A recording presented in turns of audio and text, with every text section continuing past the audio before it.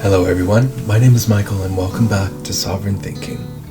If you haven't already done so, feel free to watch parts 1 and 2 to my Rich Dad, Poor Dad series, as today I will be guiding you on some journaling activities based around that section of my read-through. The beginning parts of the book are very important as they set us up for the foundation of the story.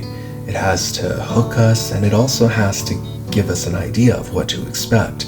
In parts 1 and 2 of Robert Kiyosaki's Rich Dad, Poor Dad, he outlines quite simply how your thoughts and feelings towards money can affect your wealth.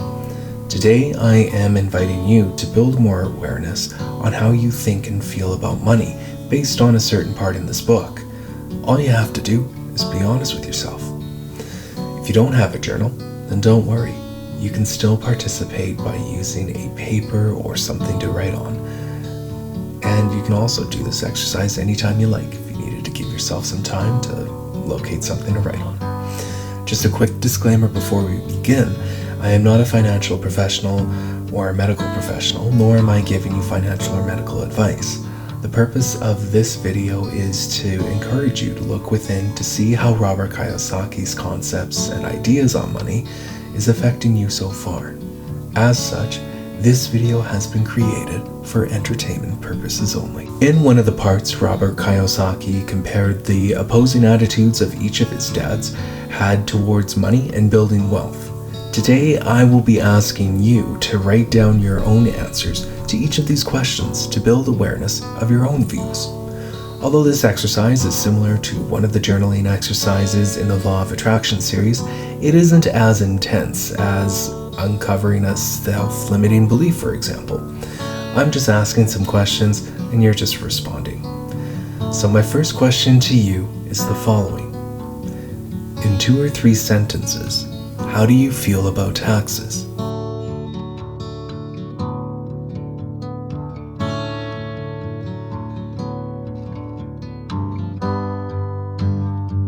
After you have answered the first question, let's move on to the next part of the journaling exercise. So both of the dads had different views on the purpose of post-secondary education.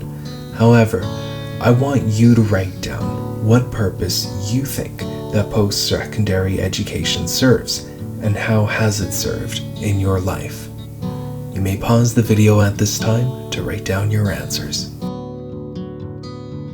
Let's move on. If you have children, how has your children affected your finances? And how have they affected your financial planning decisions? And if you don't have children, how do you think that they would influence your finances? Again, please just go easy on yourself and keep your responses to only 2 or 3 sentences. This isn't an essay and nobody's reading your work except for you. And again, you may pause the video if you need some time to write down your answers. Next, I want you to write down a list of people that you talk about money to. And then, in 1 or 2 words, write down how you feel emotionally when talking about money. It's important to be aware of the emotions that come up.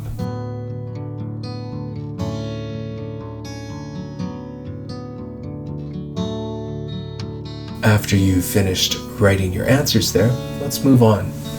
So in the book, they talked a little bit about risk management up until this point.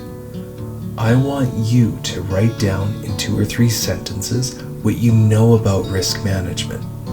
Then on the next line, I want you to write down how you feel about taking risks in general, outside of finance.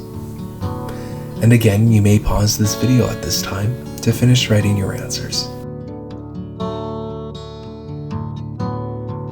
Now let's switch things up a little bit here. Let's pause and reflect a little bit, so please reread what you have written down. And what I want you to do is, as you reread it, monitor your emotions as you do this. Beside or underneath each of your statements, write down one emotion that comes up for you when reading it. Next, what I want you to do is then rewrite your emotions in a list. The awareness here is to take note of the positive and negative emotions. overall, are you feeling more positively or negatively about different aspects of money? I get that you'll probably feel these emotions regarding certain aspects of money, but I want you to step back and get a bigger picture of the emotions on a general sense. Again, there is no wrong answers here. And you may pause the video again at this time to reflect and to answer the few questions that I had asked. The questions are on screen if you needed to refer to them.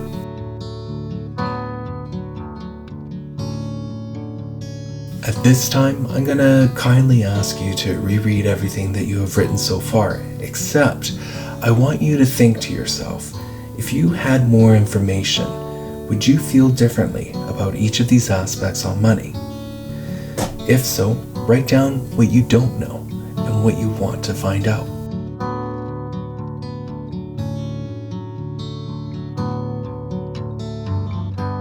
We're going to end the exercise here, as the purpose of today's journaling is to help you become aware of your emotions and your thoughts towards different overarching aspects of finance, and to give some thought about taking your own power back through acquiring more information.